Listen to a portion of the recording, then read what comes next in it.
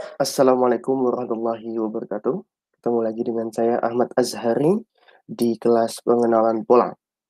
Pada pertemuan kali ini kita akan membahas terkait dengan teknik klasifikasi dan pengenalan pola.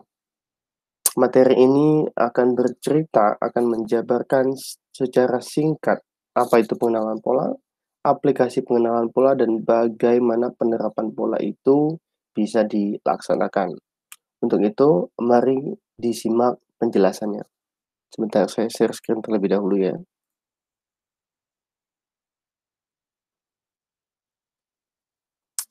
Oke, semoga bisa terlihat ya di layar Anda. Saya perbesar terlebih dahulu. Oke, teknik klasifikasi dan pengenalan pola.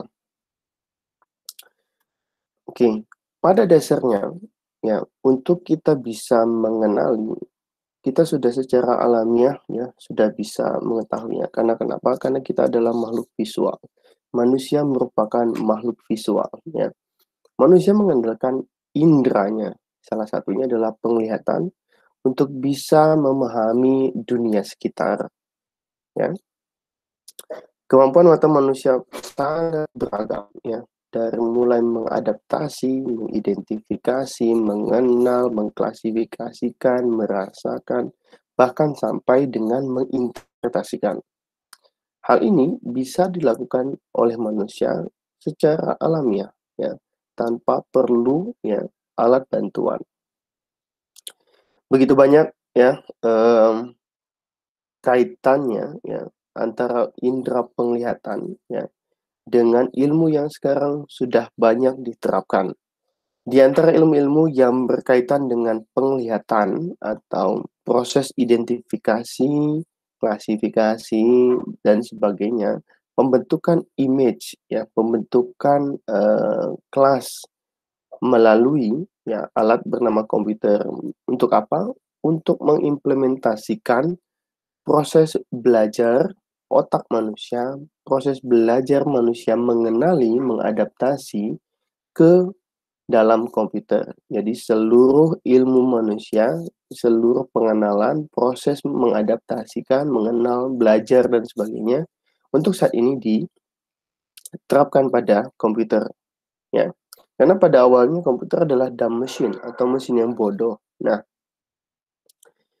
awalnya komputer memang merupakan alat hitung, namun seiring berjalannya waktu pada tahun 60-an akhirnya berubah menjadi alih fungsi menjadi mesin untuk belajar. Itu kenapa sekarang ya mesin itu diberikan beberapa keilmuan agar bisa beradaptasi, agar bisa belajar dan bisa memberikan keputusan ya seperti layaknya manusia memberikan keputusan, seperti layaknya manusia berpikir, seperti layaknya manusia beradaptasi. Nah, di antara beberapa disiplin ilmu yang sudah dikembangkan ya terkait dengan image, penglihatan, vision, ya, computer vision, di antara lain adalah grafika komputer, pengolahan citra, dan pengenalan pola. Tiga ilmu ini ternyata saling berkaitan satu sama lain.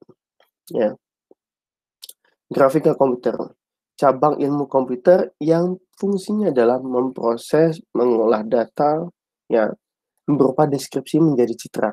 Apa sih deskripsi itu? Nah, di sini sudah saya cantumkan deskripsi. Contohnya adalah koordinat titik-titik, ya, titik satu, ya, itu berubah menjadi satu garis, ya, di mana garis itu merupakan gabungan dari dua buah titik. Nah, kemudian dari titik-titik itu menjadi satu buah kotak, ya. Jadi ada 4 titik itu bisa menjadi garis, dan garis ketika berhubungan satu sama lain dengan 4 titik tadi akan menjadi sebuah kotak. Begitu juga yang lainnya, segitiga, trapesium, dan sebagainya.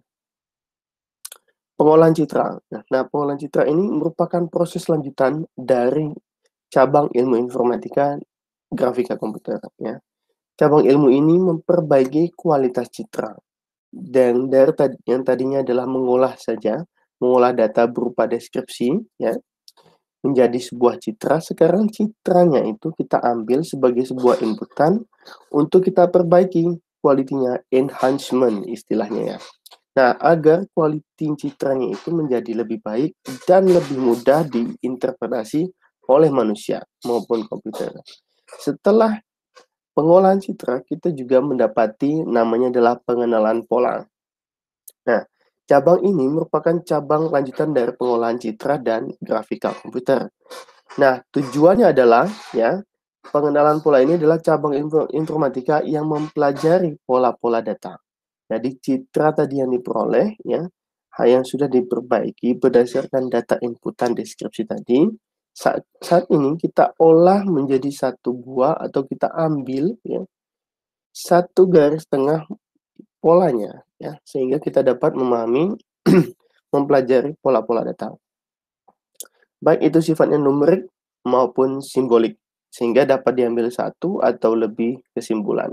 Kalau kita lihat di sebuah grafik ya, kita lihat bahwa di sini di sebelah kiri itu terdapat deskripsi atau terdapat inputan deskripsi ya pada grafika komputer yang diolah dengan hasil yang diharapkan atau output yang akan didapatkan adalah citra. Jadi deskripsi kemudian kita kita gunakan untuk memperoleh sebuah citra. Sedangkan untuk pengolahan citra sendiri, ya, inputannya citra atau image, ya, kemudian luarannya juga sebuah citra, tetapi dengan kualitas yang lebih baik atau lebih mudah diinterpretasikan. Sedangkan pada pengenalan pola, inputannya adalah sebuah citra, sebuah image, ya, kemudian keluarannya adalah deskripsi atau sebuah pola. Kembali lagi menjadi satu buah pola, bisa berupa titik, bisa berupa garis, bisa berupa sebuah data numerik yang tersusun, sebuah metrik dan sebagainya. Pertanyaannya, apakah pengenalan pola hanya berhubungan dengan citra saja? Oh, tentu saja tidak. Ya, pengenalan pola itu kaitannya dengan segala hal yang sifatnya adalah deskripsi data, baik numerikal ya, kemudian ya baik numerikal maupun data-data lainnya itu bisa diolah ya. Nah, sebelum kita lanjut ya, kita ingin melihat dulu terkait dengan penglihatan manusia ya. Seringkali kita melihat satu buah gambar ya, gambar yang sesuai dengan penglihatan manusia. Seperti gambar yang satu ini. Kita sudah bisa mengenali secara langsung bahwa ada satu orang wanita dan satu orang anak laki-laki. Ya. Nah, gambar yang sesuai dengan penglihatan manusia ini disebut dengan optical image. Ya, gambar optik. Ya. Nah, untuk mendapatkan gambar optik ini, kita perlu menggunakan kamera optik atau optical kamera ya, yang direkayasa untuk merekam data visual manusia seperti yang dirasakan oleh manusia. Nah, ini perlu juga sebuah alat ya untuk bisa menangkap secara nyata ya, sesuai dengan panca indera atau sesuai dengan penglihatan manusia sehingga dapat langsung dikenali ya, sehingga dapat langsung dikenali objek tersebut tanpa perlu mengenal atau menganalisanya terlebih dalam. Sebagian besar ya semester kan dihabiskan untuk bekerja dengan gambar optik ya, karena gambar optik ini membantu manusia dalam mengenali, mengidentifikasi, mengadaptasikan penglihatan manusia sama seperti apa yang ditangkap oleh kamera optik. Panjang sudah menjelaskan, sudah menyinggung terkait dengan apa itu citra ya. Apa itu image? Image merupakan satu representasi, kemiripan, imitasi dari suatu objek atau benda. Gambar juga merupakan kumpulan data yang merekam atau visual ya, informasi ya, merekam atau visual informasi di lokasi spasial atau pixel. Nah, kalau kalian lihat di sebelah kanan ya, itu terdapat satu buah gambar yang ketika kita perbesar ya, ketika kita lihat secara lebih dalam, maka dia akan membentuk satu warna, satu pola warna yang berkelompok atau yang berklaster ya. Ada kelompok yang berwarna hitam, ada kelompok yang berwarna putih, abu-abu dan sebagainya. Nah, hal ini berkaitan dengan ilmu yang sudah kalian dapat, di mana warna itu ya, warna itu memiliki, piksel ya, memiliki satuan piksel rentang warna dari antara putih hingga hitam, yaitu kalau secara piksel itu 0 sampai 255. Nah, kalau kita lihat di sebelah kanan tadi ya, di situ ditunjukkan salah satu contohnya adalah abu-abu tua ya, abu-abu tua dengan, mmm, dengan angka pikselnya itu adalah 95 ya. Jadi gambar di sini merupakan satu kumpulan data ketika kalian lihat diperbesar secara pixelized ya, secara kotak-kotak, itu kita bisa mengotakkan bahwa, oh ini ada warna dengan kumpulan putih, ada warna kumpulan hitam, ada kumpulan kotak, abu-abu dan sebagainya. Nah, di setiap kotak itu memiliki informasi, salah satu informasinya adalah informasi terkait dengan, angka pikselnya ya. Terkait dengan piksel yang ada di spasial tersebut. Beberapa tes image yang umum ya, yang umum digunakan di antara lain ada ini Mbak, Lena dan sebagainya. Ini biasa kalau kalian temukan di, MATLAB ya. Di MATLAB kita biasa, temui beberapa common test image. Nah, beberapa test image ini digunakan dulu untuk bisa mengenali secara langsung objek mana ya, bagian mana objek sebagai manusia, bagian mana objek yang bukan manusia. Begitu juga kita bisa menghilangkan latar ya, sebagai, fokus dari untuk membentuk satu image yang ingin dituju oleh indera manusia. Ya, seperti ini ya. Nah, terkait dengan penglihatan manusia, ini juga bisa diambil yang tadi saya sudah sampaikan bahwa tidak hanya, image atau citra saja yang bisa digunakan sebagai inputan, sebagai, ya data masukan, tapi bisa juga sebagai salah satunya adalah spektrum atau, numerical data secara frekuensial. Penglihatan manusia mengambil bagian yang sangat kecil dari spektrum elektromagnetik. Kalau kita lihat bahwa visible-nya ya, penglihatan manusia itu berada di tengah ya, bagian tengah. Oke, kalau kalian lihat di sini ya, bisa melihat ini tidak ya? Bentar. Ya, di bagian sini, di sini ada visible yang berwarna-warni dari merah hingga dengan, eee, ini ya, abu-abu jingga ya, apa istilahnya, pink ya, lebih ke jingga. Nah, ya merah hingga ke, eee, ya warna terakhir ini ya. Ini lebih mendekati ke pink. Nah, di sini penglihatan manusia yang bisa tampak dari ujung ke ujung, ini yang bisa tampak ya warnanya. Nah, penglihatan manusia ini bagian dari kecil dari sepanjang spektrum yang ada di, penglihatan manusia. Ya, engineer dapat membuat kamera untuk merespon panjang gelombang di luar sistem visual manusia. Ada banyak hal ya, spektrum lagi adalah yang bisa dilihat di luar penglihatan manusia, di antaranya adalah ultraviolet, adanya infrared, microwave, radio, X-ray, sampai gamma ray. Ya, hal ini terkait dengan panjang gelombang ya, higher frekuensi juga, kemudian higher energy juga. Jadi semakin ke kiri, itu semakin besar frekuensinya, semakin besar energinya. Semakin ke kanan, semakin kecil frekuensinya, semakin kecil juga energi, tetapi semakin panjang dari, apa namanya, gelombangnya ya. Nah, di antara penglihatan manusia ya, beyond human vision ya, tadi saya sudah sampaikan bahwa cakupan kecilnya manusia adalah bagian yang ada di visible ini ya, yang terlihat di beberapa warna ini. Kemudian di luar itu ada infrared ya, beyond human vision. Ini hanya bisa dilakukan ya, hanya bisa dirancang ya dengan menggunakan alat di luar, penglihatan manusia.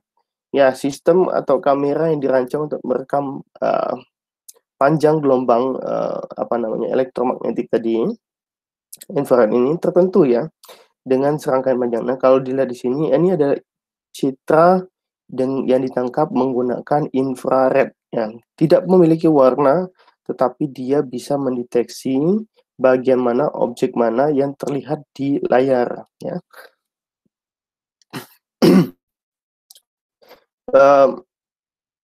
Yang lainnya ya, contoh lainnya adalah yaitu adalah radar, kemudian sonar, lidar, ya. Ini juga sama, kaitan dengan infrared ya, just to the right of visible yang bisa dilihat ya, bisa mengkotakkan, mengkelaskan bagian mana saja yang menjadi objek. Kemudian, radar juga bisa mendeteksi secara citra, lidar juga sama, kemudian sonar juga sama. Hal ini bisa ditemukan pada, ilmu geo ya, ilmu bumi dan remote sensing. Contoh lainnya adalah medical imaging. Ini yang juga, membantu manusia dalam mengenali, citra penglihatan manusia ya, dalam mengenali, mengadaptasi agar sesuai dengan apa yang bisa dipahami oleh, penglihatan manusia. Di antaranya adalah X-ray ya. Di sebelah kiri ini terlihat bahwa ya, eee, tangan manusia itu bisa dilihat dengan menggunakan X-ray. Jadi kita bisa terlihat tengkoraknya ya. Tidak perlu seseorang atau manusia itu harus, meninggal terlebih dahulu kemudian dibedah untuk bisa melihat apa yang ada di dalam tubuh manusia. Tetapi sudah lebih canggih, dengan menggunakan satu alat, kita sudah bisa melihat isi dari, anggota tubuh yang ada di dalam, bagian anggota tubuh yang ada di dalamnya. Kemudian juga ada, positron emission tomography ya, bagian dari otak yang berwarna tadi yang di bagian tengah atas. Kemudian juga ada computed tomography, ini lebih, menghilangkan pada, warna ya, jadi tinggal keabuannya saja. Kemudian ada ultrasound, kemudian ada magnetic resonance dan sebagainya. Nah, dari hal yang sangat besar ya, kita juga bisa melihatnya melihat satu benda, satu objek yang sangat kecil dengan menggunakan teleskop. Di sini digunakan satu alat yang, berfungsi untuk melihat melihat skala yang lebih kecil. Nah, contohnya tadi yang sudah dilihat di gambar ini ya, kita bisa melihat, satu buah nebula menggunakan teleskop. Bahkan hal-hal yang sangat kecil dalam satu mikroskop ya. Jadi dengan menggunakan satu alat, tertentu yang dinamakan dengan teleskop, kita bisa melihat satu image dengan skala yang lebih kecil dari penglihatan manusia. Secara kasat mata, kita tidak bisa mengenali secara langsung, mengidentifikasi secara langsung, tetapi dengan menggunakan teleskop kita bisa langsung mengidentifikasi benda apa yang terdapat di dalam satu objek. Nah, kaitannya dengan image biasanya kita mengenalnya dengan beberapa dimensi. Biasanya ya, gambar, itu dalam bentuk 2 dimensi ya. Tetapi jika kita hanya mengambil satu baris gambar, kita mendapatkan satu dimensi sinyal. Ya, kalau kita lihat di gambar paling bawah ya, itu terdapat namanya, image ya, di sebelah kiri bawah itu ada image yang tadi sudah hampir sama, di mana, pengkotakannya adalah berdasarkan warnanya ya, putih hingga ke hitam. Kemudian ketika kita mengambil satu baris gambar, maka kita akan mendapatkan citra itu dalam bentuk satu dimensi. Satu dimensi ini maksudnya dalam, dia tidak bisa tampak secara utuh ya. Kalau 2 dimensi kita punya dimensi X dan Y, kalau satu dimensi kita hanya punya satu X saja. Banyak ide dalam pemrosesan gambar juga berfungsi sebagai sinyal pemroses, yang misalnya adalah meningkatkan satu buah sinyal audio. Nah, dari gambar satu dimensi ini, kalau kalian lihat di bagian paling bawah ya, itu ketika kita ambil satu baris gambar ya, satu baris gambar, maka kita bisa mendapatkan warna pada baris tersebut, dari mulai putih hingga hitam tadi ya. Nah, kemudian dari gambar itu, kita bisa mengkotakkannya, bisa mengubah lagi menjadi pola, satu pixel, kita ambil warnanya, maka akan membentuk satu buah gabungan dari titik-titik. Ketika diberikan atau disambungkan antara titik tersebut menjadi sebuah garis, maka akan membentuk satu buah garis frekuensi atau yang mungkin kita biasa kenal dengan namanya sinyal begitu. Nah, dari 100 hingga ke 0 kalau di bawah itu ya. Jadi itu merupakan cerminan dari setiap kotak, misalnya berwarna abu-abu, abu-abu tua, abu-abu muda, putih, kemudian hitam gitu. Hitam akan mencerminkan 0, kemudian putih akan mencerminkan nilai tertinggi adalah 255. Sehingga ketika ditarik garis maka akan menjadi satu buah garis frekuensi. Gitu ya. Sedangkan setelah kita mengenal satu dimensi, dua dimensi, maka kita akan kenal dengan tiga dimensi. Nah, kalau satu dimensi itu hanya X, kemudian dua dimensi itu ada X dan Y, tiga dimensi itu kita akan menambahkan sumbu Z ke gambar ya, sehingga akan membentuk satu volume tiga dimensi. Ya, jika kita membayangkan sumbu ketiga adalah waktu, kita dapat membuat urutan gambar untuk membentuk satu buah video. Nah, seperti yang sudah kita lihat di sini bahwa kita bisa melihat satu persepsinya, satu gambar ya dengan sumbu tiga dimensi, sumbu X, Y, dan Z. Nah, penerapannya banyak sekali ya, tetapi tidak persis sama. Di antaranya adalah imaging, computer vision, robotik, graphic design, machine learning juga bagian dari itu, dan yang terakhir adalah mungkin yang sudah terkenal saat ini adalah image editing. Nah, selanjutnya sebelum kita beralih ke pengenalan pola, saya ada satu buah gambar yang menarik sekali ketika kita membuatnya menjadi satu buah satu objek kita buat menjadi satu buah pola tertentu ya. Kita lihat di sini ada gambar-gambar yang dengan deskripsi titik-titik atau koordinat titik-titik tadi ya, itu membentuk satu buah objek. Nah, kalau kalian bisa menebak gambar apa ini ya, ini merupakan gambar yang bisa kita lihat ya, di bagian tengah itu mengelompok ya, sedangkan di bagian ujung kiri dan ujung atas itu sedikit tidak mengelompok. Nah, kalau kalian lebih detail ya, secara lebih jauh, mungkin kalian akan bisa mengenal objek apa ini. Ini bukan objek nyata, tetapi objek ini bisa kita ubah ya menjadi satu buah nilai piksel. Nah, ketika kita ubah menjadi satu buah nilai ya, satu piksel, kemudian kita kembalikan warna, maka akan muncul ya gambar dari ya satu buah objek animasi ya, yaitu adalah Snorlax. Nah, why is image processing hard ya, ketika kita melihat satu foto, satu gambar, nah komputer tidak melihatnya seperti itu ya. Ketika komputer diinputkan sebuah citra, yang dilihat bukan mbak-mbak bernama Lena ini, tetapi yang dikenal adalah satu buah matriks ya, satu buah kumpulan, satu buah kelompok ya, baris dan kolom ya, yang berisikan angka-angka numerikal. Yang berisikan data-data numerikal. Nah, ya, how do we get the computer to see like us? Ya, sedangkan ketika kita hanya mendapatkan data-data berupa angka, kita sendiri saja mungkin tidak bisa mengenalinya ketika si Mbak Lena ini berada dalam satu buah kumpulan data numerikal ya. Sehingga kita harus mengubahnya, kita harus memberikan pelajaran kepada si komputer, oh ini loh yang saya maksud. Jadi bukan data-data numerikal. Nah, jadi kenapa processing image itu atau image processing itu membutuhkan sedikit effort, sedikit usaha, karena kita sedang memberikan satu buah pelajaran, satu buah edukasi kepada komputer bagaimana seharusnya image itu dilihat sama seperti apa yang kita maksudkan atau seperti apa yang mata manusia lihat ya, sehingga dapat diinterpretasi sama dengan interpretasi penglihatan manusia.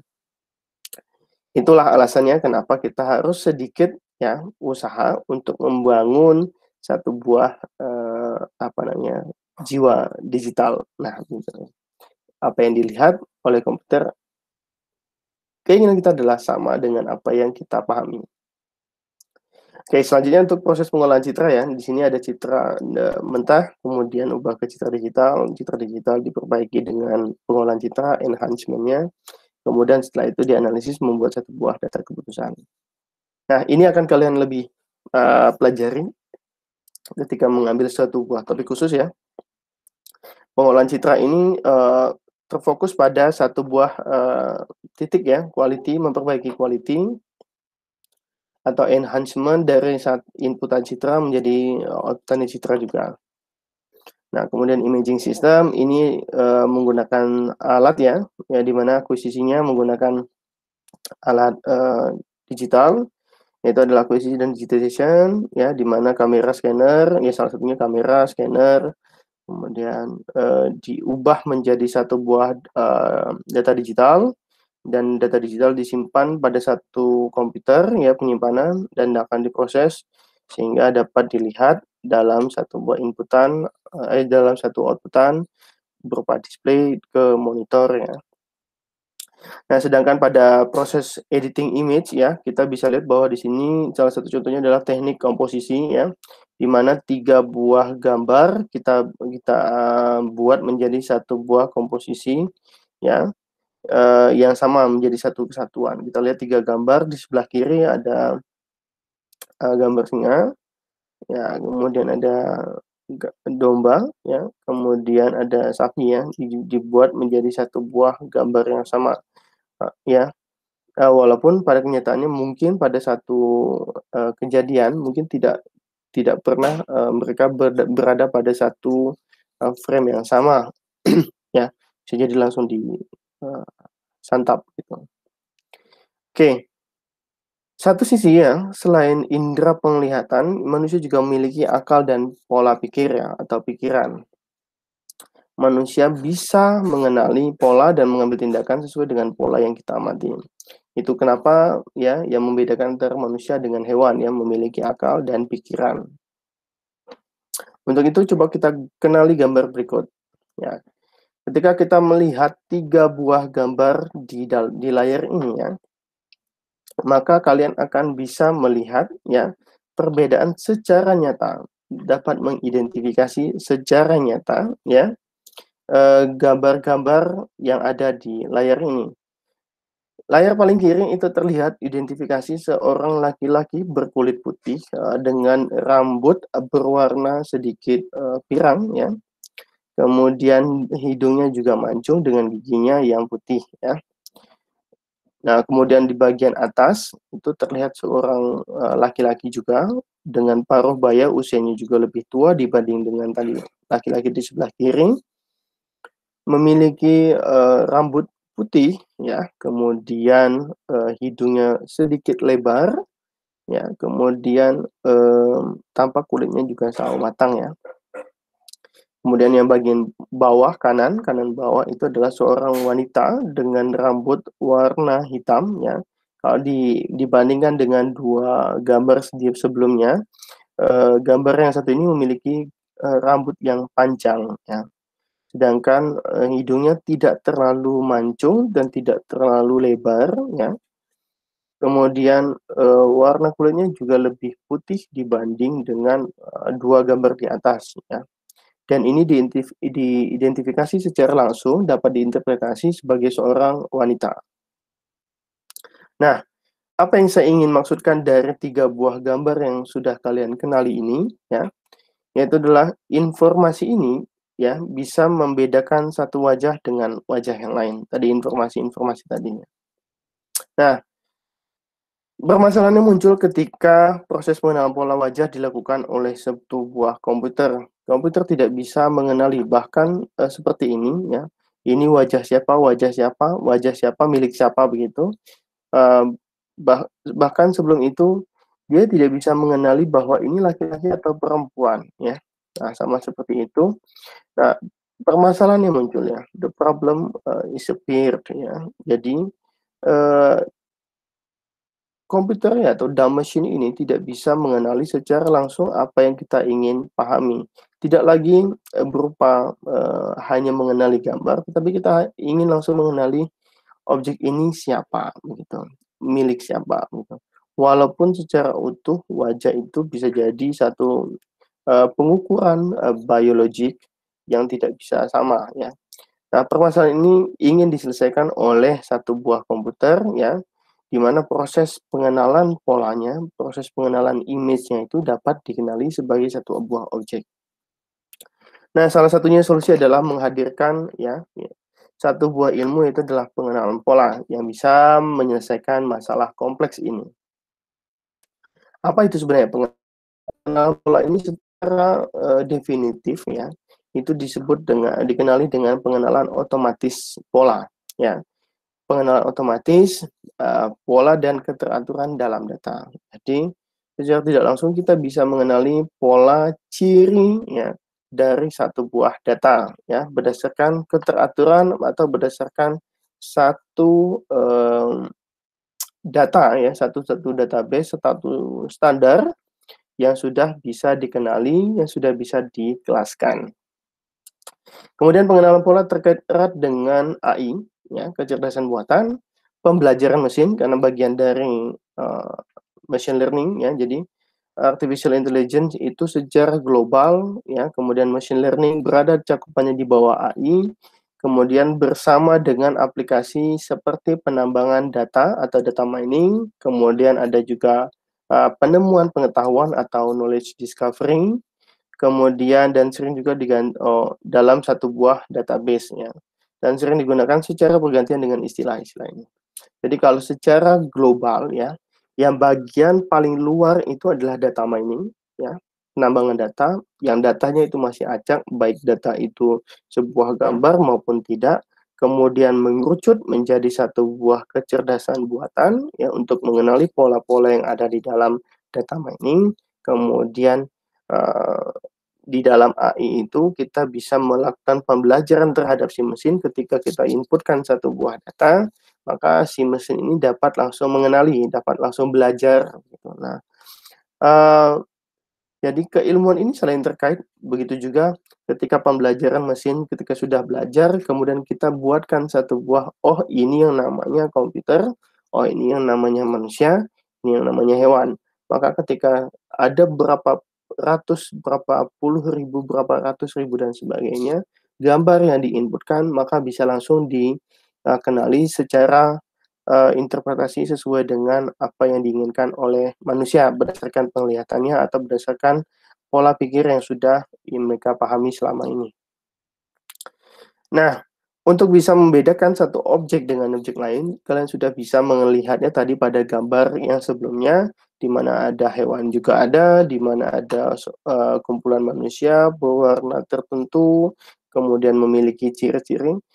Ciri itu apa sebenarnya? Ya, jadi ciri itu merupakan segala sesuatu yang bisa dijadikan aspek pembeda antara satu objek dengan objek lainnya.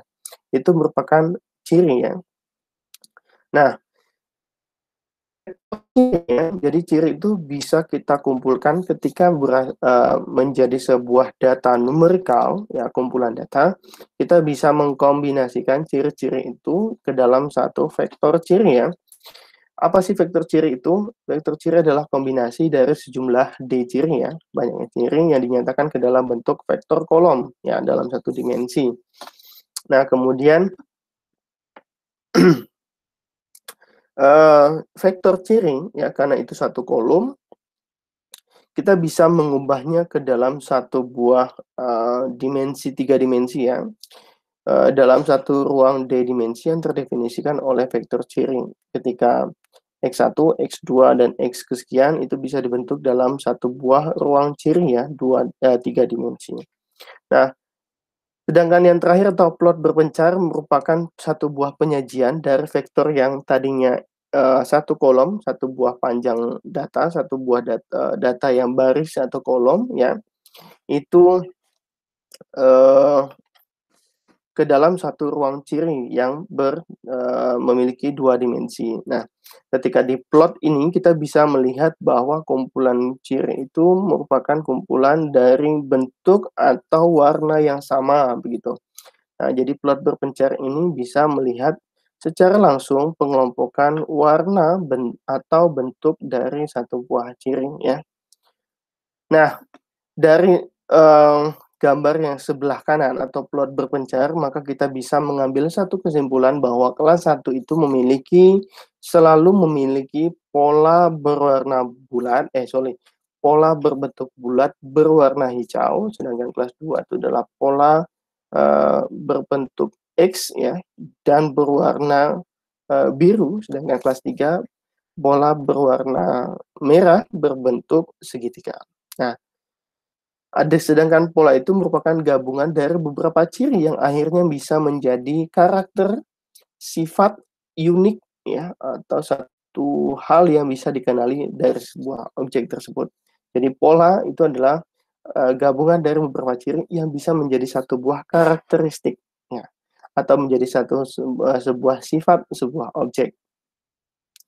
Nah, pola secara lebih detail merupakan ya data apa saja yang ingin diklasifikasikan, yang ingin dikelaskan, yang ingin dilabelkan berupa himpunan pengukuran atau pengamatan yang dapat disajikan dalam notasi vektor atau matriks, ya. Dalam tugas klasifikasi, sebuah pola merupakan pasangan variabel X dan omega, ya, di mana X yaitu adalah vektor ciri dan label kelas. Ya, ketika kita mengklasifikasikannya berdasarkan representasi pola, seperti yang sudah saya sampaikan, kita bisa mengklasifikasikannya, ya.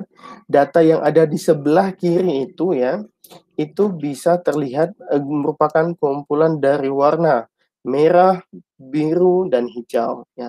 Ketika kita mencoba mengkelaskan di bagian tengah, kita bisa membundari, ya, warna mana saja, ya, yang merupakan gabungan dari berbagai bentuk tadi, kemudian, itu berdasarkan pengenalan berdasarkan warna. Sedangkan yang sebelah kanan itu adalah, kumpulan data berupa warna, ya, kemudian dikelompokkan, ya, berdasarkan bentuk, ya, berwarna bulat, ya, kotak, maupun segitiga. Jadi ada 2 buah hal yang berbeda, ya. Yang pertama sebelah kiri adalah, penggabungan berdasarkan warna, sedangkan yang kedua adalah pola yang digabungkan berdasarkan bentuk, ya. Ini merupakan representasi dari satu buah pola, ya. Nah, apa sih klasifikasi yang sudah disinggung sebelumnya adalah klasifikasi merupakan penetapan masukan ke dalam satu kelas berdasarkan pada ciri yang sudah diperoleh sebelumnya. Sedangkan pengenalan adalah kemampuan untuk kita bisa mengklasifikasikan atau mengkelompokkan berdasarkan ciri yang tadi sudah dimaksud. Deskripsi adalah cara lain untuk mengklasifikasi di mana satu deskripsi struktural masukan yang diinginkan. Contohnya adalah pelabelan sinyal ke dalam bentuk P, QRS, dan sebagainya. Nah, ini maksudnya ada tadi sama seperti hal yang kita maksudkan, di mana ciri-ciri yang berkelompok itu kita bisa tetapkan dalam satu buah kelas atau satu buah label, ya. Nah, kemudian apa sih teknik pendekatan pengenalan pola? Di antara lain ada 3, ya. Yang pertama adalah statistik, kemudian jaringan saraf tiruan, kemudian struktural atau sintaksis. Nah, pada statistik ini, ya, pola-pola diklasifikasikan berdasarkan model-model statistik, ya. Kalau yang sudah pernah kalian kenali mungkin adalah rata-rata, mean, standar deviasi, kemudian ada kurtosis juga, ya, dan sebagainya. Pola-pola diklasifikasikan berdasarkan model statistik tadi. Kemudian jaringan saraf tiruan, ya, ini bertujuan untuk meniru sistem saraf manusia. Dari jaringan saraf tiruan ini akhirnya berkembang menjadi, ya, jaringan saraf tiruan itu bahasa Inggris adalah neural network, berkembang menjadi convolutional neural network atau yang kita kenal dengan deep learning, ya. Nah, ini meniru satu buah sistem saraf manusia, di mana orang itu ketika diberikan data, diberikan banyak data, orang akan bisa mengenali dengan cepat. Karena kenapa? Karena dia sudah melakukan pembelajaran terlebih dahulu sebelumnya. Nah, sedangkan komputer ya sama ingin diterapkan hal yang sama ketika diberikan banyak data maka dia dapat mengenali secara cepat ya apa yang dapat kita pahami bahwa uh, data yang sudah dikenali itu sudah tersimpan sebelumnya yang sudah dikenali berdasarkan label-labelnya. Nah, yang mengolahnya adalah siapa? Itu adalah mengolahnya adalah sistem saraf. Kalau manusia adalah sistem saraf manusia. Kita ingin membuat satu jaringan saraf tiruan ya, memodifikasi itu ke dalam satu buah komputer sehingga komputer dalam mengenali itu dapat secara optimal ya, dapat secara cepat, efisien ya dalam mengenali dan tepat terutama ya dalam mengenali objek tadi. Ya, melakukan pelatihan pola, mengenali pola data baru yang belum diketahui kelasnya. Kemudian yang terakhir adalah struktural atau sintaksisnya. Menganggap hubungan timbal balik atau adalah lebih penting tetapi tidak mudah untuk mencari hubungannya. Nah, ini nanti kita lihat contohnya. Ya. Nah, ini contohnya ya. Kita lihat di sini itu adalah neural atau jaringan saraf tiruan tadi, kemudian statistikal dan struktural. Kalau di sebelah kiri itu neural ya, kita bisa lihat bahwa ketika kita mengenali satu objek ya, karakter huruf ya, sebentar.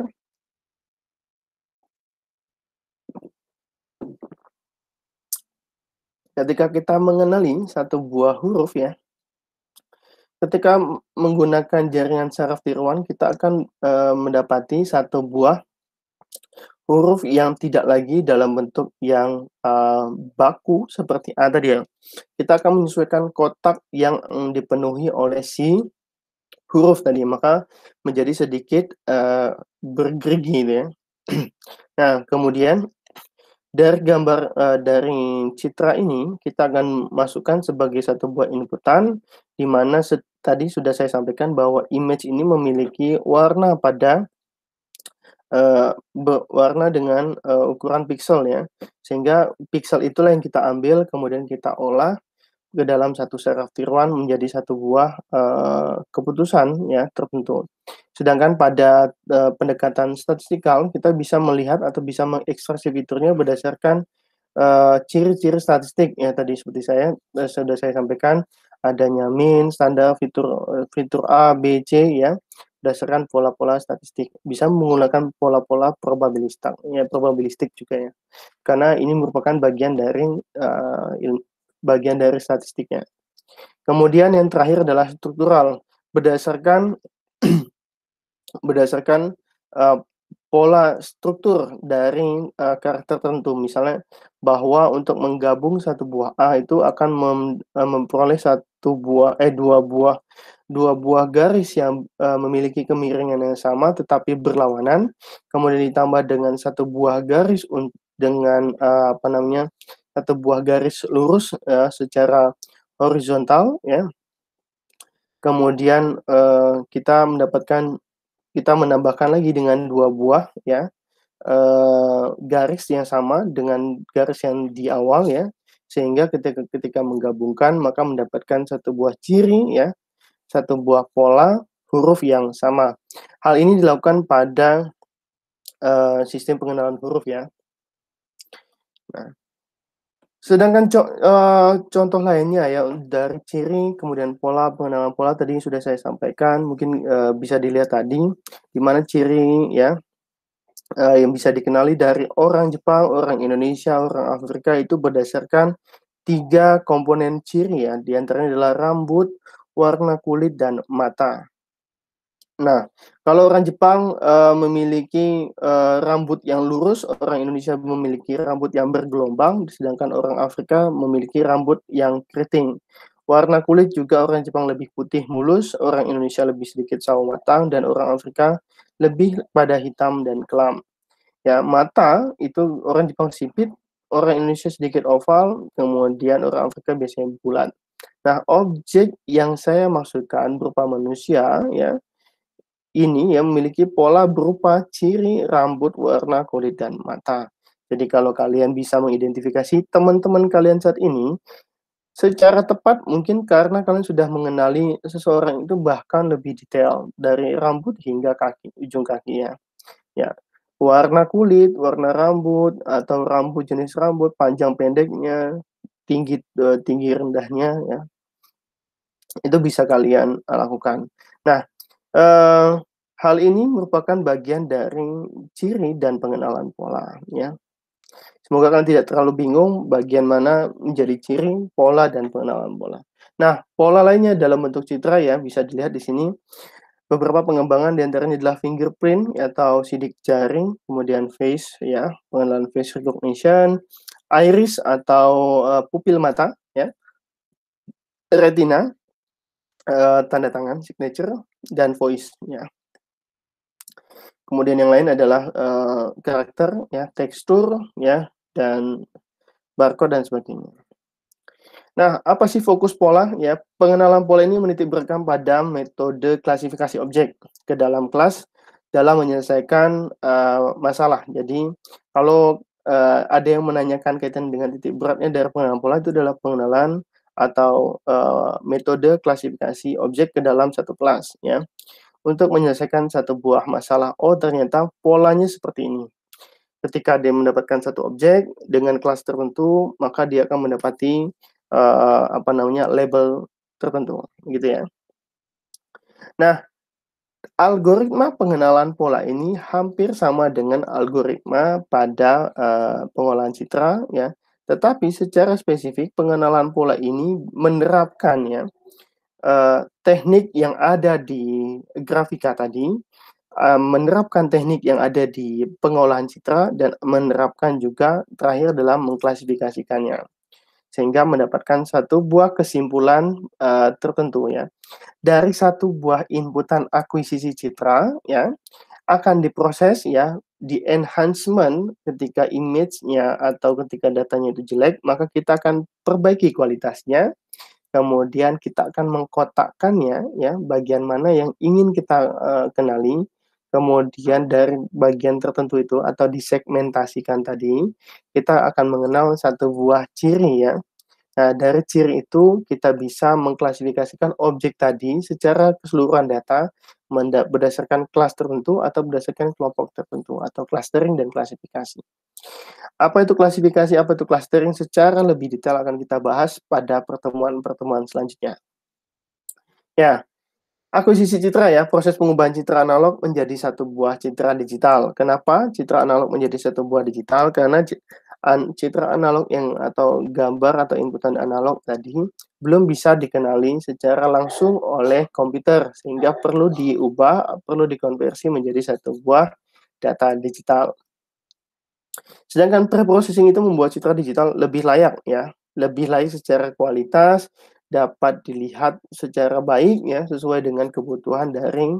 Proses selanjutnya itu adalah ekstraksi fitur atau ekstraksi ciri ya. Kemudian ya tadi image enhancement ya, perbaikan kualitas citra ya. Kemudian segmentasi, memisahkan objek yang dikehendaki dari foreground-nya yang dikehendaki atau objek yang utama atau foreground, kemudian objek yang tidak dikehendaki atau background atau menghilangkan, tepinya ya, menghilangkan background-background di belakangnya. Ada banyak beberapa metode segmentasi, thresholding, deteksi tepi, filler gabor, dan sebagainya, ya. Kemudian ekstraksi ciri ya, tahap pengambilan ciri objek yang bisa menjadi pembeda dengan objek lain. Ini sama seperti, definisi secara, definitif secara ciri ya, definitif ciri secara definisi ciri secara definitif ya. Nah, ekstraksi ini proses pengambilannya, jadi proses pengeluaran informasi, proses pengeluaran ciri dari satu objeknya, sehingga dapat dibedakan antara objek A, objek B, objek C gitu ya. Objek satu dengan objek lainnya. Kemudian, klasifikasi atau clustering. Nah, algoritma ini bisa mengelompokkan ya, ditujukan adalah metode ini ditujukan untuk mengelompokkan satu objek berdasarkan label, ya berdasarkan kelasnya atau klasifikasi, berdasarkan, kelompok ya, berdasarkan kelompok, bentuk, objek, warna, dan sebagainya itu disebut dengan cluster. Yang membedakan secara umum ya, klasifikasi dengan clustering adalah klasifikasi itu memiliki label, sedangkan clustering tidak memiliki label ya. Jadi yang membedakan adalah klasifikasi memiliki label, sedangkan cluster tidak memiliki label. Ya. Nah, algoritma ini kita gunakan untuk mengenali ciri tadi ya, mengklasifikasikan objek pada karakteristik ciri yang kita berikan. Ya, banyak metode, di antaranya adalah KNN, kemudian SVM, naive Bayes, decision trees, dan sebagainya. Nanti kita akan coba bahas secara satu persatu di pertemuan selanjutnya. Nah, karena tadi kita sudah sampaikan bahwa proses pengenalan pola ini tergantung pada bagaimana si komputer melakukan pembelajaran. Teknik pembelajaran ini kita akan terapkan ya pada pengenalan pola ini ya pada komputer. Itu tergantung pada label outputannya. Apakah dia supervised ataukah dia unsupervised. Nah, label output sudah diketahui dan biasanya digunakan untuk keperluan klasifikasi. Nah, tadi sudah saya sampaikan ketika dia terbimbing atau ketika kita sudah membimbingnya nih, membimbing dengan oh ini labelnya berarti kita sudah membimbingnya secara detail ya bahwa oh ini objek A, ini objek B, ini objek C, ini objek D.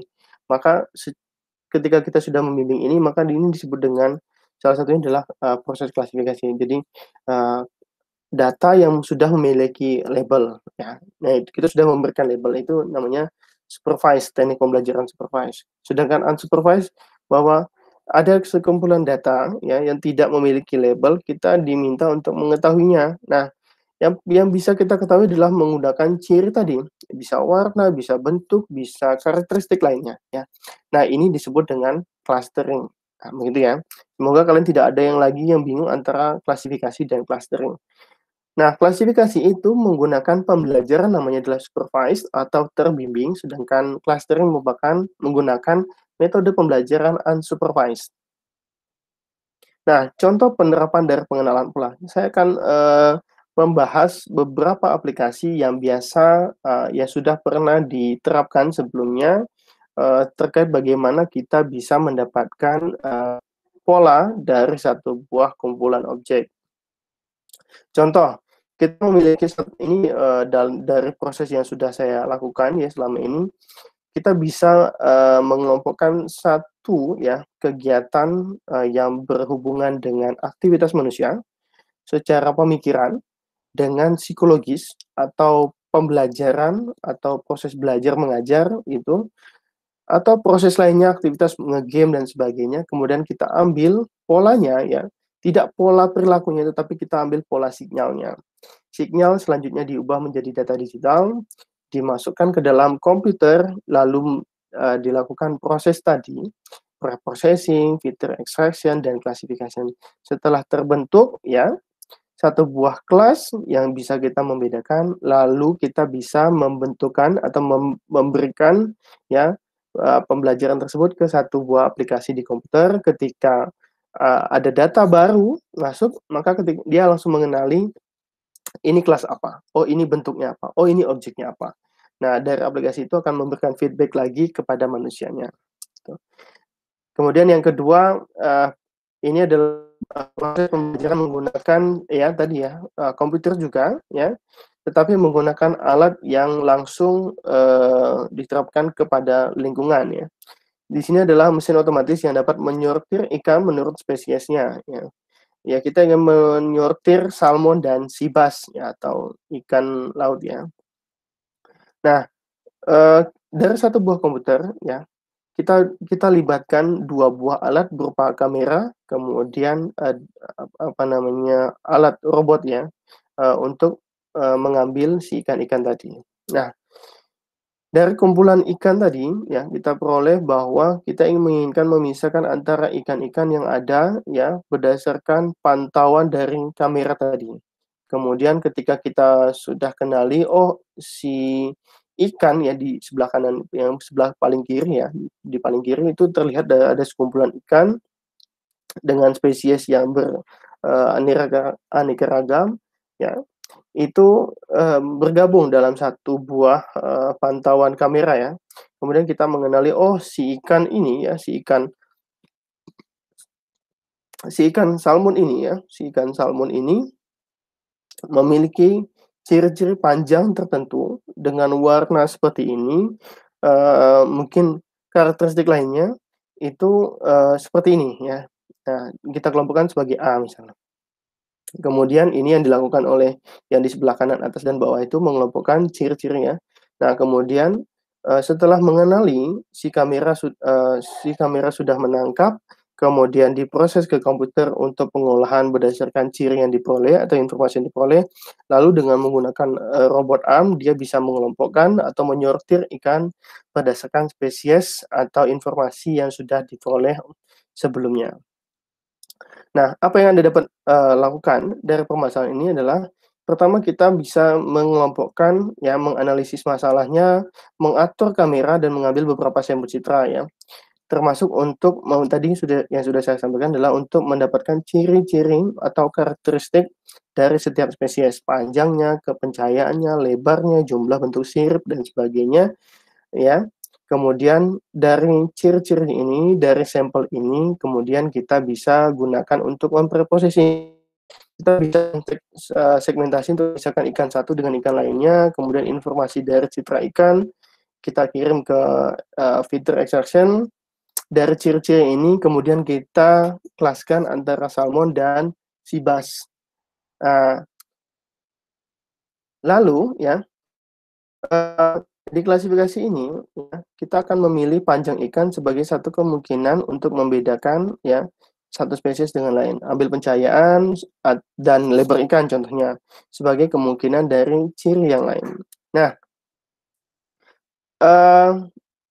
apa namanya, ketika kita lihat di layar ya, ada A, B, dan C ya, kita bisa sudah melihat bahwa, beberapa citra salmon itu ya, itu terkelompok di sebelah kiri dan si bas itu terkelompok di sebelah kanan.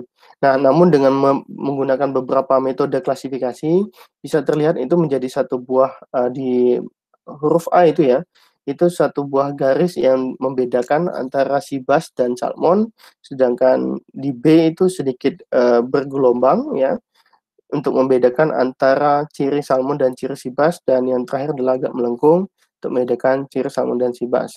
Kalau kita lihat efektivitasnya, maka tentu saja yang B itu lebih efektif. Kenapa?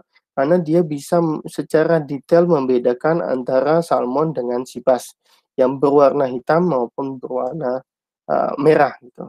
Ya, sehingga kerja dari robot arm-nya tadi lebih, mudah gitu ya, karena sudah dapat membedakan secara spesifik.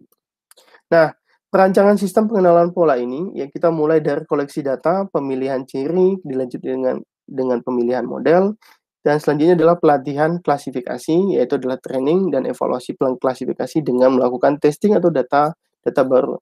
Jadi jangan membedakan ya, jangan menyamakan antara proses training dengan testing. Data yang di-training itu ya, dilakukan ke data testing, tidak. Jadi data testing ini merupakan data baru di luar data training ya. Nah, jadi data training itu, dua hal yang berbeda. Jadi data testing itu data baru, sedangkan data training ini data yang sudah dilabelkan terlebih dahulu. Nah, penerapan pola lainnya ada banyak ya, di bidang yang terkait dengan pengenalan pola, di antaranya adalah image segmentasi, computer vision, biometric identification, face detection, fingerprint ya, speech recognition, dan sebagainya. Character recognition, plat recognition ya, atau motor plat tadi ya, atau medical diagnosis. Nah, banyak hal yang, bisa kalian lakukan ya, untuk penelitian, untuk, metode penelitian, bahkan untuk skripsi.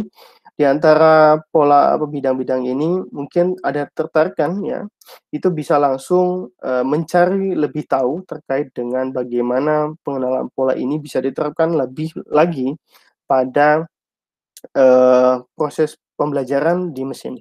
Nah, saya harapkan nantinya ya, luaran dari, mata kuliah ini ya, eee, mahasiswa dapat ya eee, secara mandiri ya, mendapatkan satu buah, pola ya, satu buah data, baik dari bank data ya, maupun dari data-data yang sudah pernah kalian kumpulkan atau data-data kakak kelas kalian dari penelitian sebelumnya.